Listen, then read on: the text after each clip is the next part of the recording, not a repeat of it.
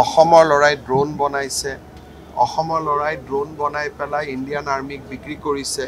এই কথাবিলাকতো সাধাৰণতে আমি ক'তো আলোচনাই নকৰোঁ আৰু এই গোটেই কথাবিলাক মিডিয়াৰ অলক্ষিতে বা আমাৰ অলক্ষিতে হৈ আছে। ইয়াত চালে আপোনালোকে গম পাব যে কিমানবিলাক মেটেকা দি মানুহে প্ৰডাক্ট বনাইছে, এমাজনত লৈ গৈ বিক্ৰী কৰিছে। অসমীয়া ল'ৰা ছোৱালীয়ে ড্ৰোন বনাই আৰ্মিক বিক্ৰী কৰিছে। তাৰপিছত শামুকৰ পৰা অসমীয়া ল'ৰা ছোৱালীয়ে মুকুতা বনাইছে।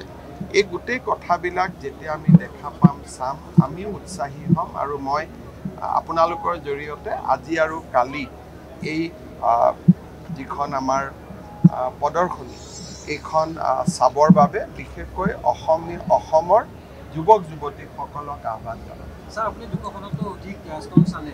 এটা লক্ষণীয় দিশ হৈছে মহিলা উদ্যোগী আৰু 30 বছৰৰ তলৰ যুৱকৰ অসমত আমাৰ যিটো বৰ্তমান প্ৰফাইল, এইটো হ'ল যোৱাকালিও মই পৰহি সামৰণি অনুষ্ঠানত কৈছোঁ যে 40 লাখ মহিলা আত্মসহায়ক গোটৰ লগত জড়িত হৈছে।